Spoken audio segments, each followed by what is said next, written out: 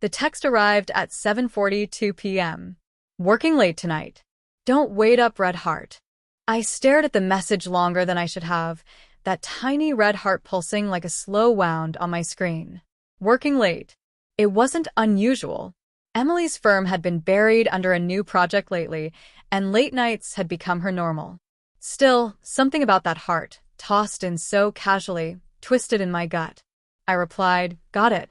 Don't push yourself too hard, then toss my phone onto the couch. But the unease lingered. 3 weeks of late nights. 3 weeks of dinners for one, cold leftovers, and an empty bed that smelled more like her shampoo than her warmth. 3 weeks of excuses that fit, until they didn't. I told myself I was being paranoid. Emily wasn't like that. 5 years together. She was steady, grounded, loyal to the core. She wouldn't betray me. She couldn't. Still, something about that night wouldn't let me rest. I ended up calling her best friend, Lily. She picked up on the second ring, laughter still spilling through the line. Hey, Ryan. What's up? Hey. Just checking. Emily said she's working late again. Is she okay? I feel like I haven't seen her in forever. The laughter faded. Oh. She said that. My chest tightened. Yeah, why? Lily hesitated. Never mind. She's probably just busy, you know how she gets. But her tone carried something new. Something heavy. Guilt. Lily, I said quietly. Please. What's going on? A sigh crackled through the line. Ryan, I really don't want to be in the middle of this. Maybe talk to her yourself. She's not here to talk to. Another pause.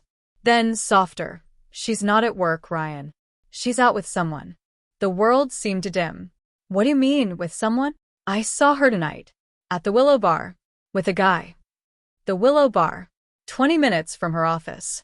The same place we'd celebrated our anniversary 2 years ago. Lily's words shattered like glass underfoot. Are you sure? I wish I wasn't. I thanked her, though I didn't know why, and hung up. For a long moment, I just sat there, staring at the wall. My mind refused to accept it. Emily wouldn't. But my body moved before my thoughts could catch up. I grabbed my keys and drove.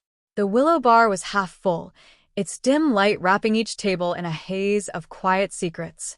My heart pounded, so hard it felt like everyone could hear it. Then I saw her. Emily. Sitting near the window, leaning forward, laughing, that bright, animated laugh that used to be just for me. Across from her sat a man in a suit, clean-cut, handsome in a polished, soulless kind of way. His hand brushed hers, brief, familiar. She didn't pull away. I froze. The air thickened, my lungs refusing to work.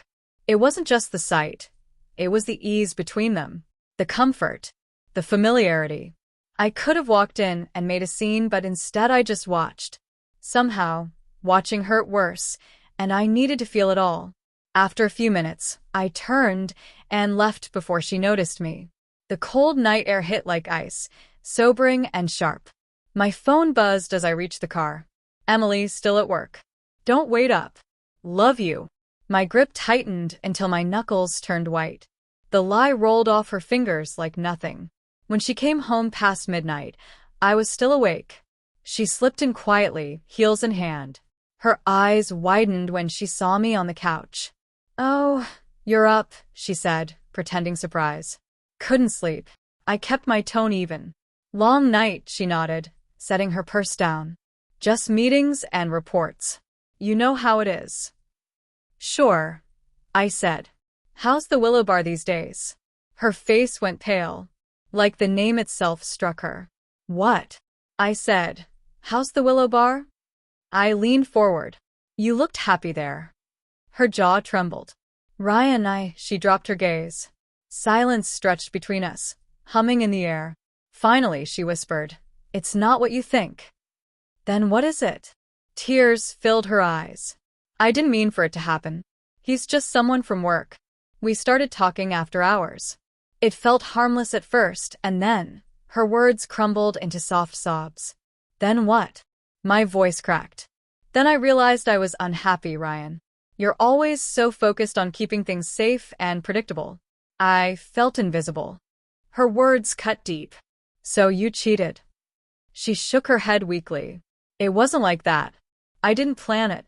I stood, anger finally breaking through the numbness. You chose it, Emily. Every text, every lie.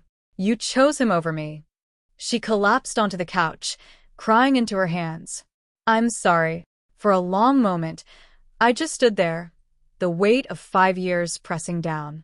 Every memory, the laughter, the quiet mornings, the plans, now stained by one deliberate choice. The next morning, the house felt hollow. Her scent lingered everywhere. Her ghost in every room. She left early for a meeting. I didn't ask where. I didn't care. I spent the day packing, not her things, mine. When she came home and saw the half-empty closet, she froze. Ryan, what are you doing? I'm leaving. Her eyes filled with panic. Please don't. We can fix this. I'll end it with him. I already have. Do you know how many times I've heard that? I said, almost laughing. Once you cross that line, there's no going back. She stepped closer, voice shaking. I made a mistake, Ryan. I was stupid, but I still love you. I looked at her, really looked. The woman I'd once thought I'd marry. For a moment, I saw the girl I fell in love with. Then I remembered the message, the lie, the image of her laughing across from another man. You loved me, I said quietly. Past tense. She broke down, grabbing my arm. Don't go. Please. I gently removed her hand. If I stay, I'll end up hating you. And I don't want that. The weeks that followed blurred into a dull ache. Friends tried to help, but betrayal doesn't fade, it lingers. It stains everything. Trust, reflection, self-worth. Every night, I replayed it all. The lies, the messages, the moments I ignored my instincts. I wasn't angry anymore. Just empty. Then, one evening, her name lit up my phone. I miss you. I'm sorry for everything. Can we talk? I stared at it for a long time. My heart wanted to answer. My mind refused. Finally, I typed, I hope you find what you're looking for, Emily. I just can't be that person anymore. That was it. No big scene. No perfect ending. Just silence, the kind that feels final. Months later, I passed the Willow Bar again. The same amber glow spilled through the windows. Inside, couples leaned close, laughing softly. I watched for a moment. It didn't hurt the way it used to. The wound had become a scar, still there, still sensitive, but no longer bleeding. As I turned to leave, it hit me. Trust doesn't shatter all at once. It dies slowly, moment by moment, until one day you realize the person you loved isn't who you thought they were. And that's when you stop chasing why and start healing from how. That night, I didn't walk away from her. I walked away from the version of myself that still believed love could survive betrayal.